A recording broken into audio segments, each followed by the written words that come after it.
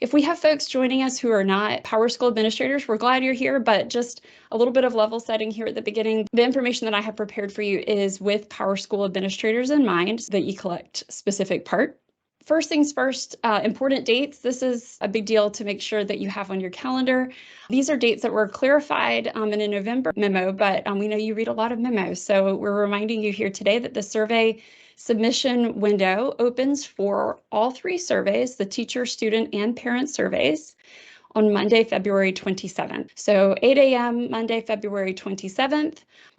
And then Friday, April 14th is when they'll close. So what'll happen there is the nature of these surveys is that they are eCollect surveys that are deployed statewide from the South Carolina Department of Education, from a place where we've created them in eCollect. And so what we would do is we would simply unpublish those so that the survey submission window would be closed.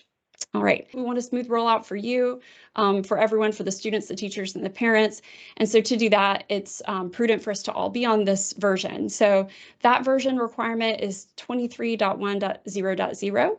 And if for some reason you're not sure if you've been upgraded, or you just want to check in with PowerSchool, you can put in a ticket with them to do that. I've actually checked in with them several times, and they said that you guys are doing an awesome job of putting in tickets if you need help with that. Some of you, they kind of have, depending on what you're upgrading from, I think some folks may have needed to take an extra step and do a subscription manager upgrade. And once you had that, it made it easier to do the eCollect upgrade. But in any case, it's not a difficult thing to do. PowerSchool knows that these surveys are a big deal for us, and we've kind of let them know, hey, if our folks reach out to you and they need their upgrade, they need support right away. So they've been great about being responsive on that. Okay, and let us know if you put in a ticket and you don't get a response. We certainly would need to know so we could help escalate that for you. Okay, so a little bit about each survey. So the parent survey is actually administered through something called Qualtrics. Okay, so you don't really need to worry about Qualtrics, other than that's, if you hear it, that's the tool that's being used for parents to actually submit their responses. The reason why we're even talking about the parent survey with eCollect is because eCollect is one of the ways that we're delivering the Qualtrics links. And that's probably the easiest and probably, I would suspect, the best way for most of you to get that to parents, because if they're using Parent Portal, which I think most of you have them set up for that, then they can just go right in there. I'll show you in a second a few screenshots of what they're going to see, and they can click on a link that's going to take them to that Qualtrics survey. And there are a lot of specifics about the parent survey itself on our website, but that's kind of the gist of why eCollect. One thing that you do need to do to make sure that that works, that has to do with PowerSchool, and why this is relevant to you here for this PowerSchool administrator meeting here today, is that there's an import file that has those links in it. And we have some very clear instructions for you of how to get those imported so that when they open up that eCollect form, the correct link is there for them. And so if you need any help with that, please reach out to me. I'm happy to help. The instructions are there for you, as well as the import file in your district ADT folder. The import file is titled survey _, and then your 4-digit district code. And then you can see, you can also check to see the date. So it should be dated, like if you look over at, the date when that was created or added to that folder, actually, it's February 1st, 2023. It's a CSV file.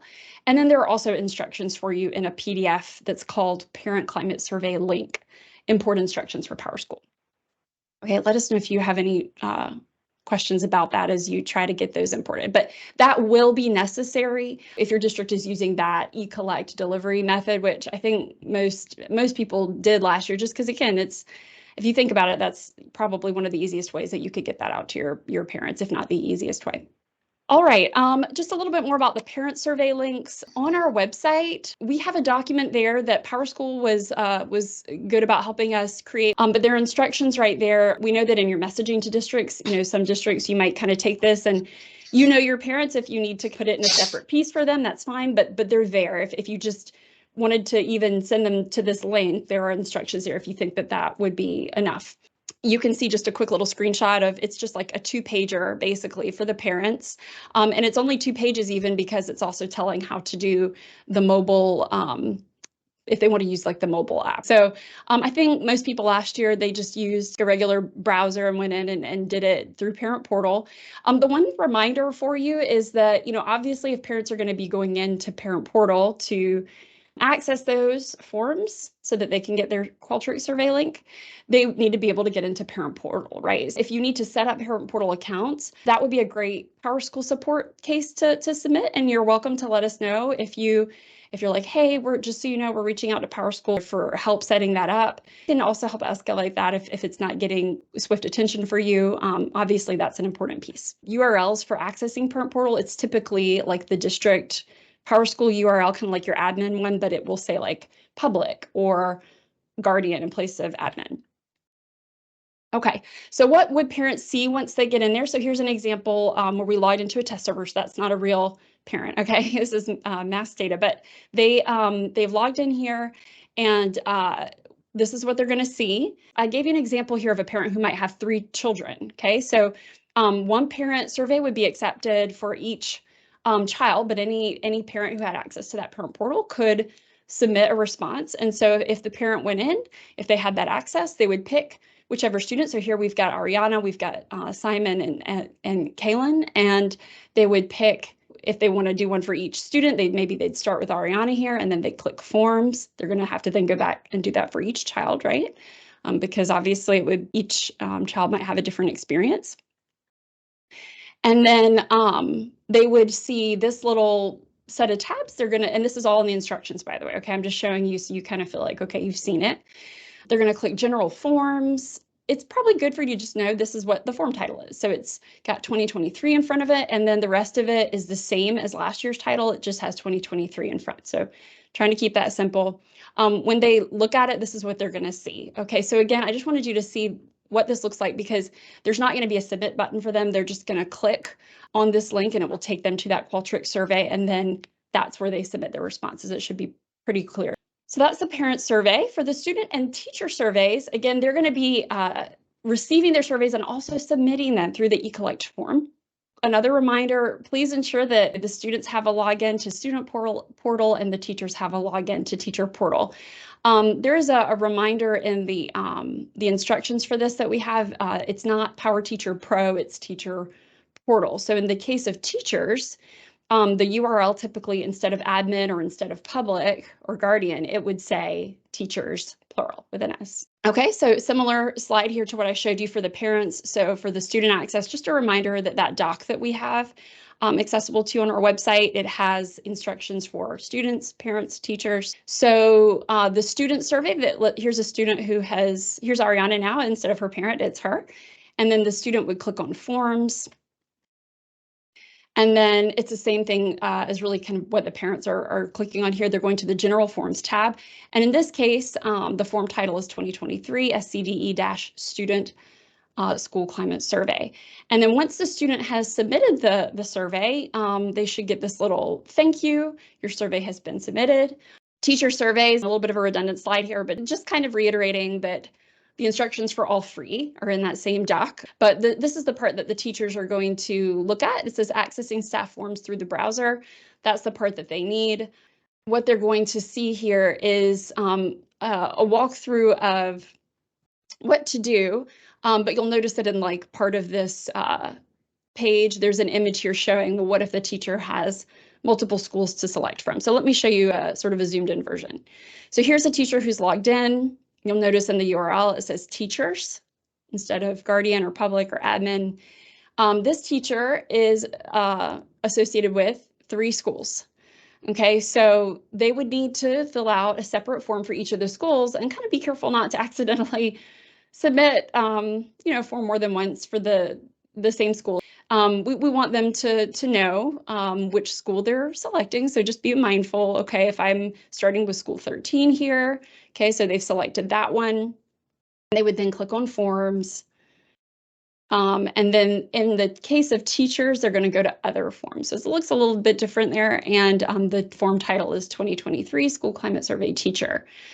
All right, just a quick note on my our self-hosted districts here. We just have a few of those. So I know the majority of you here, this isn't you, so bear with me for just a second. Self-hosted districts, hold tight. We know that your situation is slightly different, but it's going to be essentially the same as last year. So PowerSchool has set up a password-protected secure site for each of those districts from which you're going to be downloading and installing the surveys. And they're going to be meeting with each of those districts, just like last year, to make sure installations and imports are completed correctly. We have a handy web page for you that is climate surveys and eCollect forms. If you were to go to our agency website at ed.sc.gov and you click on this periwinkle colored learn more box for administration, and you come down to student information systems. Most of you are familiar with this landing page. It's right here in accountability resources. So like if your accountability folks are asking you for information, probably one of the best first stops for them would be to go here and digest some of what's here if they haven't already. Okay. What you're going to see there, make it a little larger for you to see. You have your dates right up top for the submission window. You have your eCollect version requirement in case you forget or you haven't put in the ticket yet. It's right there for you. Today is this office hour, so that info might just I might replace this with just a link to the recording from today and the slides. And then just a reminder that if you have technical questions, the fastest way for you to get those sorted out is to go directly to PowerSchool. Please definitely let us know if you're having issues, but if you come to me first and you say, hey, Wendy, something's weird with eCollect, the first thing I'm going to ask you to do is put in a ticket and then send me the number so I can help escalate it, because depending on your issue, if it's like where to navigate or something, I might be able to help. But if it's something beyond that, it's possible that it would be a lot faster if you would just go ahead and get in a ticket for that. And then I can also help sort of make sure it's followed up on. If it's good for us to know, right? But the information is there if you need to do that. All right, down here, eCollect portal access for SC. This is the document that I've referenced a couple times in the slides, so I'm going to show you what that looks like. So if you open that in a new tab, you'll see this. And again, today, probably at the latest tomorrow, you're going to see that it's, in my opinion, it'll be a little bit improved just to make things a little bit clearer for our teachers. But nothing here is incorrect. It's just we found a way to improve it a little bit.